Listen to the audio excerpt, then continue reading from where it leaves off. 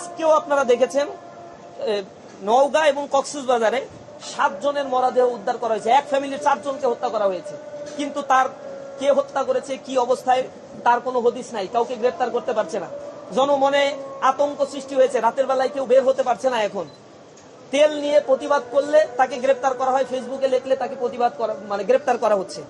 এরপরে হাজী দানিশ বিজ্ঞান প্রযুক্তি বিশ্ববিদ্যালয়ে স্ক্রিনশটকে কেন্দ্র করে ছাত্র দলের 2 গ্রুপে ক্যাম্পাসকে উত্তপ্ত করেছে, ক্যাম্পাসে মারামারি সংগঠিত হয়েছে। এরপরে এর আগেও আমরা দেখেছি, বিশেষ করে তেজগাঁ কলেজে যে ঘটনাটা ঘটেছে, ঢাকা পলিটেকনিকে হামলার ঘটনা ঘটেছে, নরসিংদী পলিটেকনিকে কিছুদিন আগে আমাদের প্রদর্শনী ছিল, সেই প্রদর্শনীকে কেন্দ্র করে ছাত্র দল কোনো কারণ ছাড়াই হামলা করছে।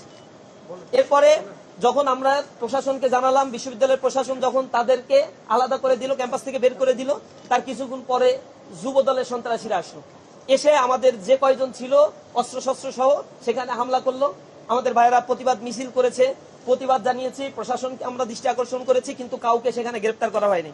কুড়িগ্রাম পলিটেকনিকে হামলা করা হয়েছে, বিনা কারণে সেখানে উত্তপ্ত পরিবেশ সৃষ্টি করা হয়েছে। শেরপুরে হামলার ঘটনা ঘটেছে, একের পর এক ক্যাম্পাসগুলোতে হামলার ঘটনা ঘটেছে। ঢাকা বিশ্ববিদ্যালয়ে আপনারা দেখেছেন, তারা সেই গণরুম গেস্ট রুমকে আবার ফেরত নিয়ে আসার জন্য 36 জন অছাত্র, যাদের ছেলে মেয়ে ইতিমধ্যে হয়ে গিয়েছে এবং ছেলে মেয়ের বিয়ের বয়স হয়ে গিয়েছে, তাদেরকে বিশেষ বিবেচনায় হলে সিট দিচ্ছে, অথচ ফার্স্ট ইয়ারের ছাত্ররা সিট পাচ্ছে না। এটা নিয়ে প্রতিবাদ করতে গিয়েছি, ফেসবুকে তাদের যে বট বাহিনী, এই বট বাহিনী হামলে পড়ছে। ছাত্রলীগের পুনর্বাসন যেভাবে করা হতো একই স্টাইলে হলগুলোতে এই মুরব্বীদেরকে নিয়ে আসা হয়েছে, এবং যাদেরকে সিট দেওয়া হয়েছে 36 জনের অধিকাংশের অবস্থা হচ্ছে এমন যে এখন বর্তমানে প্রভোস্ট বা হলের দায়িত্বে যারা রয়েছে শিক্ষকরা, তাদের সেই তো বয়স বেশি এদের।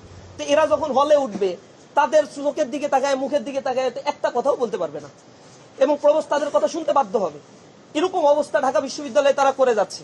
একের পর এক এই দখল বাণিজ্য, দখলদারি, চাঁদাবাজি, টেন্ডারবাজি করছে। ইসলামী ছাত্র শিবির বলছে 5 আগস্টের পরে ক্যাম্পাস হবে শিক্ষার্থীদের জন্য, তারা এটা মানবে না।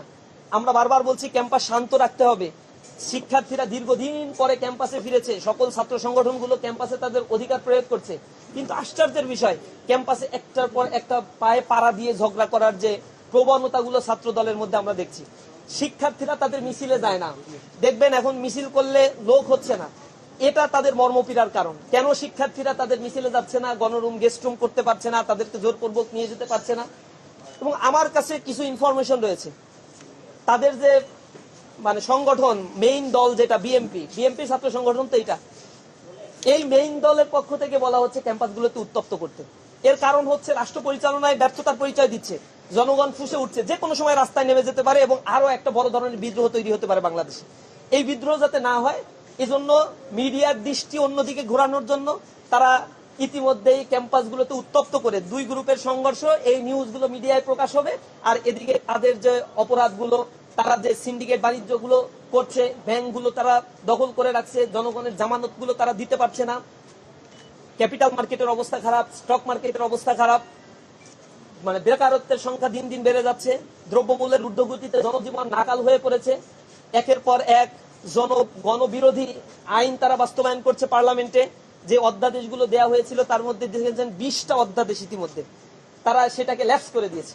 এই 20টা অধ্যাদেশের মধ্যে গুম প্রতিরোধ প্রতিকার অধ্যাদেশ রয়েছে, মানবাধিকার অধ্যাদেশ রয়েছে, ব্যাংক রেগুলেশন অধ্যাদেশে হালকা সংশোধন করে পুরো ফ্যাসিবাদকে পুনর্বাসনের জন্য একটা আইন তারা আবার করে দিয়েছে।